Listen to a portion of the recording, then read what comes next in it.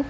The president tweeting tonight that he will actively campaign against Republican Senator Lisa Murkowski in 2022, following her praise of former Defense Secretary James Mattis' blistering criticism of the president. Murkowski saying today she is, quote, struggling to support the president. Now, here's how some other GOP senators are feeling. Well, General Mattis' letter was stunning and powerful. How the president is actually working towards uniting the country? No, I don't think he purposely divides the country. Look, we're in a polarizing time. This election year, this is a tough time to be in the president. Well, breaking tonight, Trump's former personal attorney, John Dowd, is firing back at Mattis. Quote, never dreamed you would let a bunch of hack politicians use your good name and reputation earned with the blood and guts of young Marines. Did you forget that President Bush used active duty Marines to quell the riots in L.A.? President Trump has countless cities and some snowflake governors and mayors wetting themselves in the use of force to protect innocent lives and property. No one divided this country more than Obama. Fox News contributor DeRoy Murdoch is here to help us sort it all out. DeRoy, good to have you back.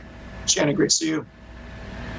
Okay, so the call goes beyond what we've heard, the reaction there. And the Washington Post, an opinion piece, says Mattis finally spoke out. It's time for any principled Republicans to do the same.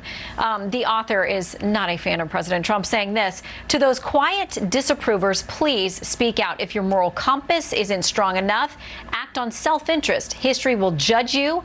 Polls suggest Trump's ship is sinking. Don't let your silence tie you to his mast. Don't let him take us all down with him. Dora, do you think you'll see other Republicans reacting the way that Senator Murkowski has? Well, I don't see why. I read this article by General Mattis, who apparently is a smart man. Apparently he's got a bigger library than I do. He has 7,000 books. And he really should have done a little bit of reading before he wrote this thing.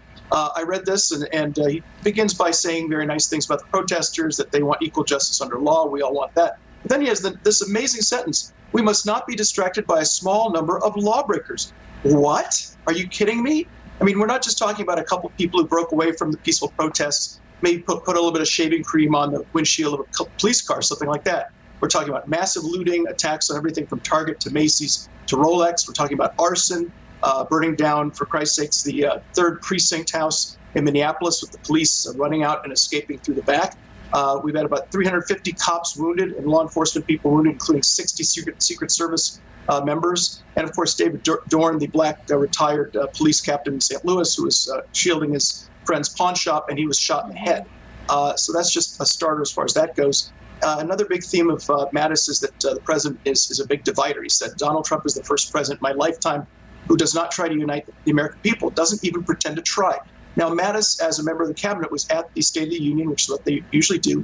He was sitting in the front row when Donald J. Trump said this in the State of the Union, his very first one in 2018. He said, tonight I want to talk about what kind of future we're going to have, what kind of nation we're going to be. All of us together as one team, one people, and one American family. That seems like an effort to try to unify us. And then you look at the policies he supported, for example, supporting historically black colleges and universities, providing them federal funding, finding corporate sponsors to help with their apprenticeship programs. And I think a huge thing he's done to try to unify the country: criminal justice reform. This is something Black Lives Matter has screamed for years. Obama and Biden didn't deliver that. Guess who did? Donald J. Trump. That seems like quite an effort to try to unify the country. He gets zero credit for that. And this is something that finally did something about a big problem a lot of black activists have complained about, which is the whole problem of people who are nonviolent offenders who are involved in mass incarceration. Donald J. Trump did something to reduce mass incarceration. Obama and Biden did not. Yeah, I mean, the president tweeted about that tonight, reminding people as it looks like he will go head-to-head with former Vice President Joe Biden this fall, saying, I got criminal justice reform done. There was some praise for him then. It was bipartisan. It was across the spectrum from people of all different backgrounds and races saying, thank you for doing this. But even when he got that done, there were people who said, listen, he still tweets out and attacks people in a derogatory way. He says things that don't build us up or pull us together. So how do you think people are going to balance out, those achievements that are on paper, they're concrete, they're done, with those who say, listen, he does say good things like in the State of the Union, but he also is feisty. He's a fighter and he says what's on his mind. Well, look, the American people elected a builder from Queens. I don't know why they expect somebody who appears as like he escaped from a country club in, I don't know, some small town somewhere where people are a lot more genteel and polite. It'd be nice if we were more polite, I suppose. But look, these are tough times, and the other side is not polite to him. The other side, we've seen the other side's behavior out in the streets over the last few days. And so he's supposed to be nice and sweet and gentle like Mr. Rogers, while these other people call him names, call him racist, call him Hitler, worse than Hitler, somebody actually called him. I don't see a lot of politeness on that side. One important thing also that General Mattis brought out in his very, very flimsy article, he said, at home we should use our military only when requested to do so on very rare occasions by state governors, as opposed to federal governors, I suppose. This is the Insurrection Act of 1807. It's been used by 12 different presidents, from Jefferson all the way to G.H.W. Bush, 19 different occasions. One of those occasions, by the way, was by the Democrat hero, Lyndon Baines Johnson. He actually brought in the military, guess what, to put down riots in Washington, D.C. So General Mattis really should have picked up a couple of his history books, so those 7,000 books, read a little bit of history before he wrote this very flimsy and I think very embarrassing and self-humiliating article that people are waving around over their heads right now. And one of the people who was on the receiving end of some caustic criticism from the president when they were in the primary together now has become a good friend, Senator Lindsey Graham, who chairs the Senate Judiciary Committee. Here's what he said today about how the president is feeling and how the last few years have gone for him. The one thing I would tell General Mattis is that you don't quite understand that from the time President Trump wakes up to he goes to bed, there's an effort to destroy his presidency. So, listen, we could tick off all the things that have gone on: impeachment, the Russia investigation, the Mueller probe, all of those things. Senator Graham saying, listen, you got to understand that's where he's coming from, and that's how he wakes up every day. I want to make sure we get to something, though, that you shared with us, because you have video from your apartment there in New York. This is Sunday night. We want to play a little bit of it. This is what you were seeing as we're having a conversation about, what is actually happening on the streets. Tell us, this is the video of the van outside of your window, the police van. Yeah, this was right below my apartment in the East Village, just below Union Square. And this is about 10:30 p.m. or so. And the NYPD left a van out in the middle of the street. And these young thugs just set upon this thing and just used a couple skateboards to bash in the windshield and some of the side windows. One of these guys goes after the back left window with a big iron stick. Somebody else uses a scooter to bash out the windows. Then somebody runs over and spray paints graffiti on it. And what struck me is just the tremendous amount of rage and hatred involved in demolishing this inanimate object.